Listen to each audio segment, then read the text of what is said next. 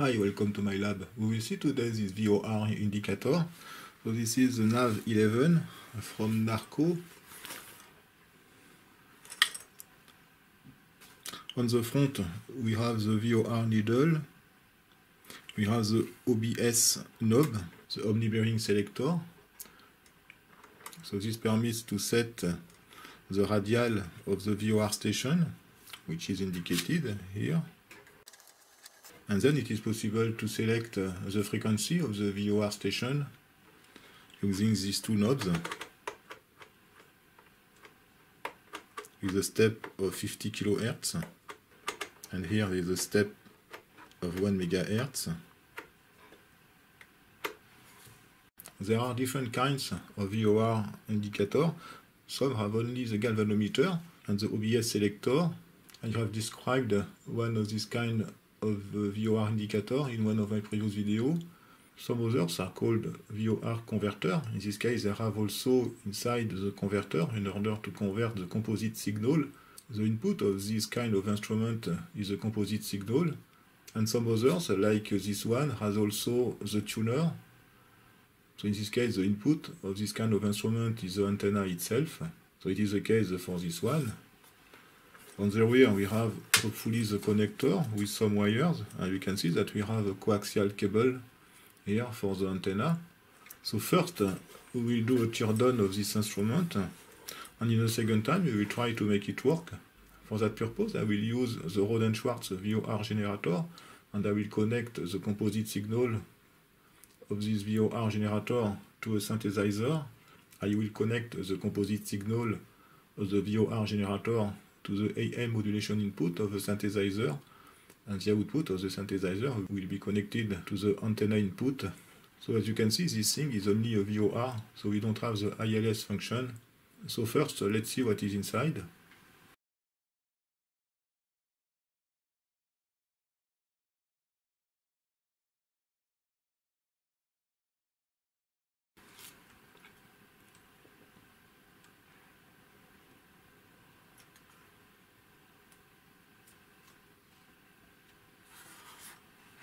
Okay, so we can see a typical construction.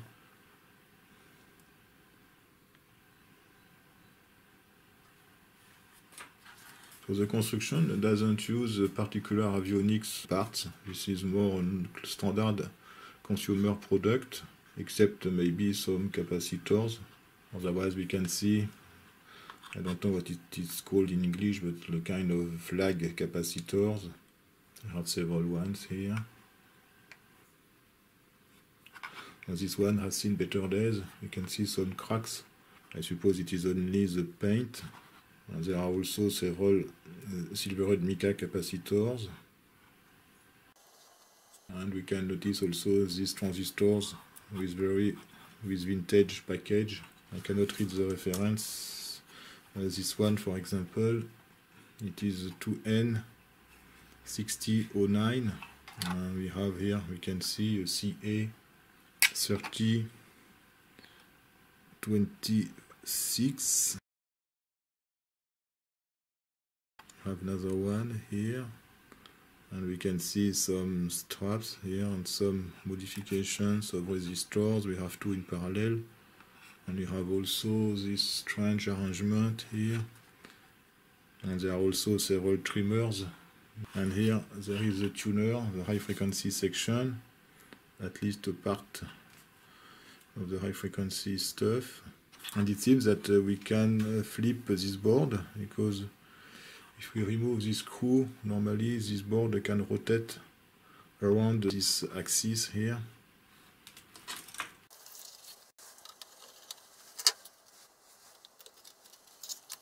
Okay, so we can get access to the solderings. As you can see, there are several residues of flux in this area, so maybe this part was changed, I'm not sure. Some capacitors are soldered on the soldering side also. So there is another board here. On the front, we have here a potentiometer. This is for the volume identification. Each VOR station has its own identification code, which is a Morse code. And there is also a switch, so this is maybe the on-off power. And we can see two bulbs here. The galvanometer is here. There is a coil inside this plastic tube. There is a ferrite inside, so it is possible to adjust the value of this coil. And we have the OBS resolver, which is here.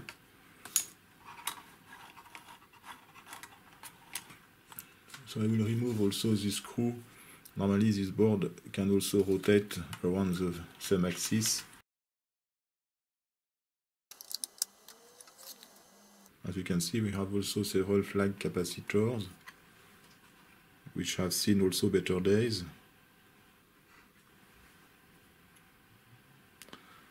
So you have 100 nanofarads here, 150, 147 nanofarads, and several transistors. I will not go further on the turn on. I have found the service manual of this instrument for free on internet. So this is a block diagram. So this one is for the nav 11 and 12. So I guess that the nav 12 has also the glide slope, which is this part of this schematic here. The VOR itself is on the left. The receiver is the tuner. So from the antenna, which is here, the receiver permits to generate the composite signal, which is at this point. The composite signal is fed to the VOR circuit and also to the ILS circuit, which is here. This is the block schematic of the receiver. The signal which is present on the antenna is fed to a first amplifier. Then there is a mixer, and the input of the mixer is a local oscillator, which depends on the knob here, on the selection of the frequency. And then the result of the mixer is fed to a crystal filter, which is at 11.975 MHz. It is not common. And then we have the intermediate frequency amplifier and then a detector.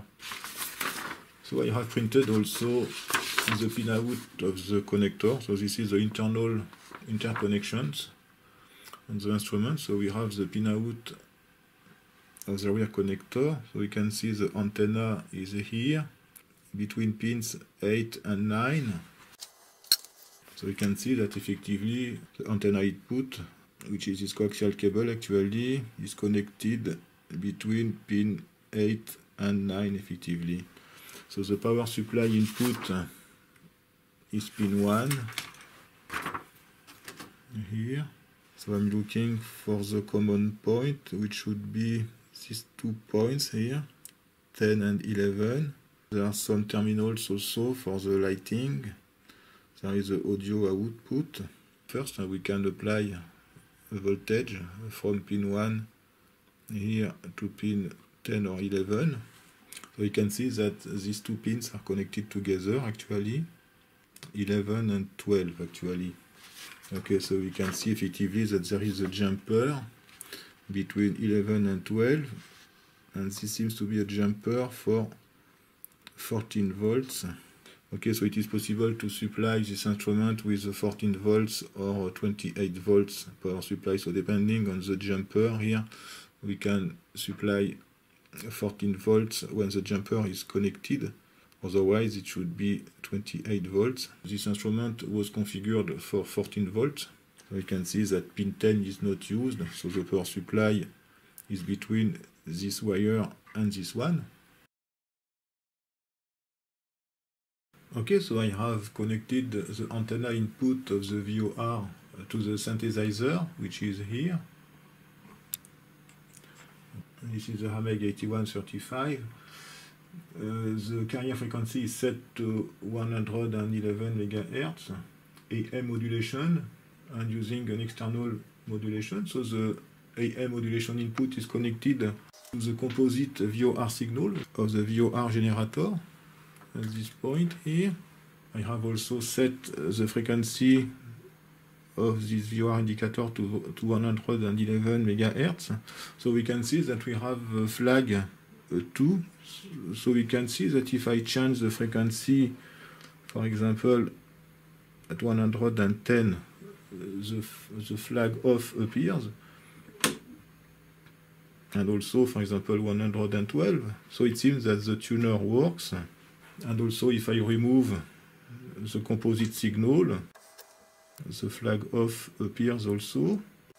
So it seems that this thing works, but the needle doesn't seem to move. Maybe the needle is stuck, because we can see that I don't see any movement even if I change the orientation. So there is maybe a mechanical problem, but it is difficult to access, I think, to this mechanical stuff. I don't know how to manage that, but you can see that the galvanometer seems attached to the frame using these two screws here, and also this permits to hold the lens here. So I will try to remove these screws and to see if I can remove the galvanometer.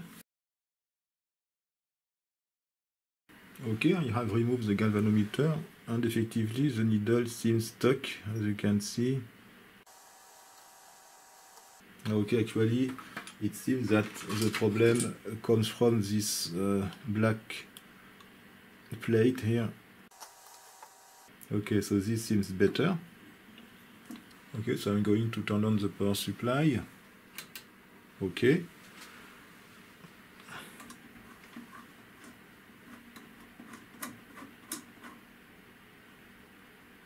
Okay, so this thing works.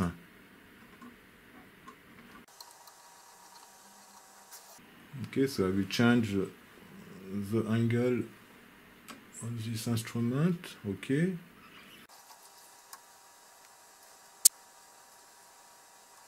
As you can see, the time constant is very long. Okay, so as you can see, the value seems okay. I will change to something, to a round value, for example, to the radial 210.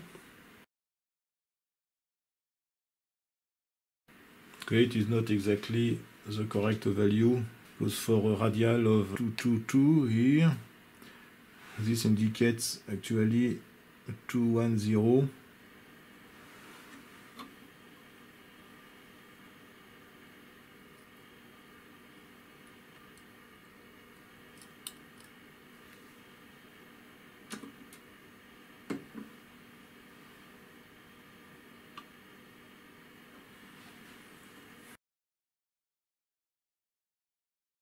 Okay, so I have repaired the galvanometer. Okay, so we can see that there is an error of 10 degrees approximately.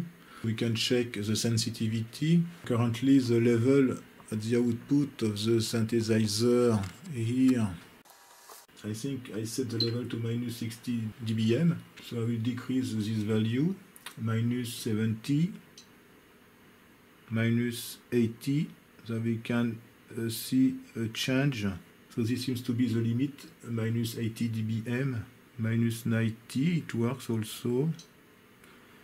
Okay, minus 100 dBm. So the minimum is something like minus 90 dBm, minus 40, 30. So there is a change also at minus 10 dBm, but the level is very high. There is probably a saturation of the antenna amplifier, pre-amplifier. So the maximum level is minus 20 dBm or something like that. So we can check also the phase shift between two dots here. So generally it's 2 or 3 degrees or something like that. So at this point we have a phase of 220 degrees, 0.7.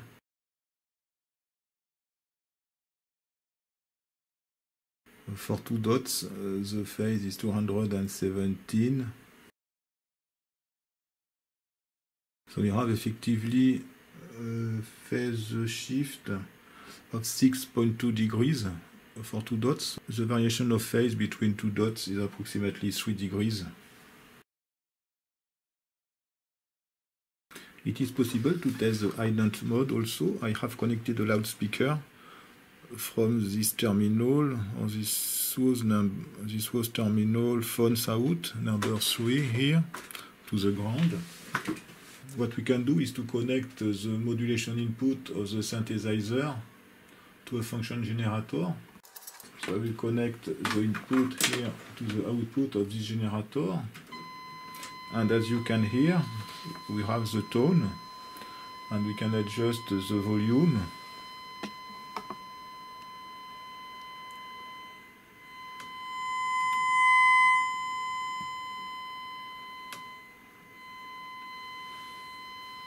Okay, so this thing works also.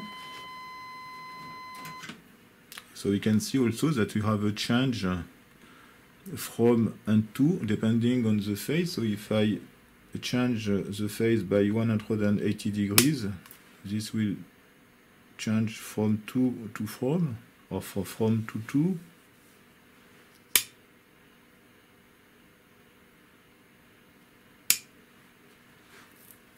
You can see that we have an error of 12 degrees. Maybe the best way to solve this problem is to change the position of the resolver. So I don't know if there is an adjustment, a mechanical adjustment for that. So there is another gear in order to have the rotation of the radial card. So probably if I unscrew this little screw, it can be possible because this permits to have the link to the resolver. Okay, so I have found the correct tool for that, 0.05 inch. So I will set the radial 300 here. Okay, and the needle should be centered. So I will unscrew this one. This will change only the resolver position. I will set the OBS in order to have a centered value. Okay, so in this case, we have effectively the correct indication. So I will lock the screw. Okay, and now this should be perfect. Let's check 60 degrees. Okay, there is still a small error, so this is maybe the accuracy of this thing. I don't know. This seems okay. 90 degrees. For example, we can check 150. Okay, but the time constant is very long, so this is a little bit annoying. That's all for this instrument. Thanks for watching and see you next time for another one. Bye bye.